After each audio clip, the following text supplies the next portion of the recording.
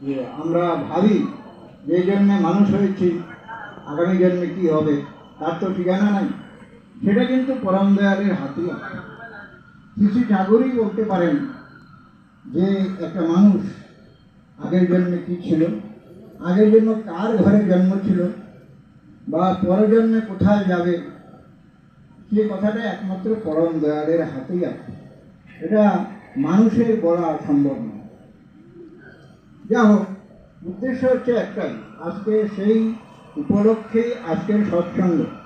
কিন্তু আমরা যে উদ্দেশ্যেই সৎসঙ্গ করি না কেন, অনেকে বিবাহ অনুষ্ঠান উপলক্ষে সৎসঙ্গ করে থাকে, অন্নপ্রাশন উপলক্ষে সৎসঙ্গ করে থাকে, বিভিন্ন অনুষ্ঠান করে থাকে, কিন্তু সব কিছুরই উদ্দেশ্য একটাই হতে হয়, সেটা হচ্ছে ইষ্ট স্বার্থ প্রতিষ্ঠা।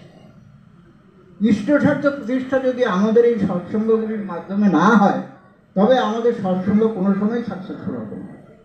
আমাদের যতই আমরা ধর্ম করি না কেন, যতই আমরা অনুষ্ঠান করি না কেন, কিন্তু কোনো ফল হবে না। শ্রী ঠাকুরের একটা বাণী আছে যে, পথ খুঁটে তুই কাল হারালি অনুষ্ঠানের মহড়ায়, অনুষ্ঠানেই পেয়ে বসলো পাওয়া গেল গুল্লা। পথ খুঁজে তুই কাল হারালি অনুষ্ঠানের মহড়ায়, অনুষ্ঠানেই পেয়ে বসলো পাওয়া গেল গুল্লা। আমরাও শুধু অনুষ্ঠান করি, কিন্তু প্রকৃত অর্থ হচ্ছে ইষ্ট স্বার্থ প্রতিষ্ঠা।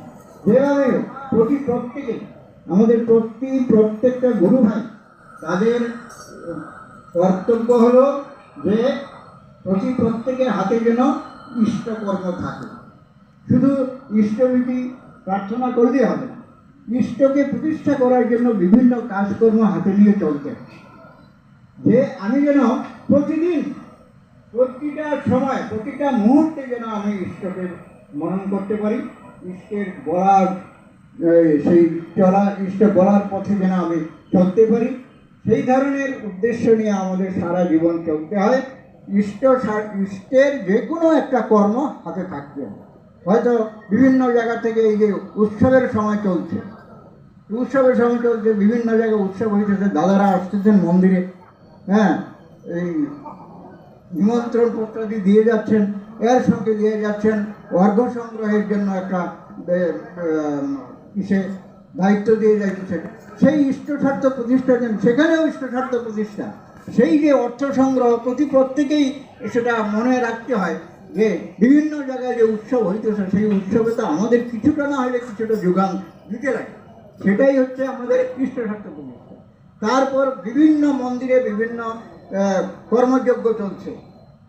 আজকে ঠেলামারা মন্দিরে এই ভান্ডারা বিল্ডিং তৈরি হচ্ছে, এটা বিরাট একটা যজ্ঞ।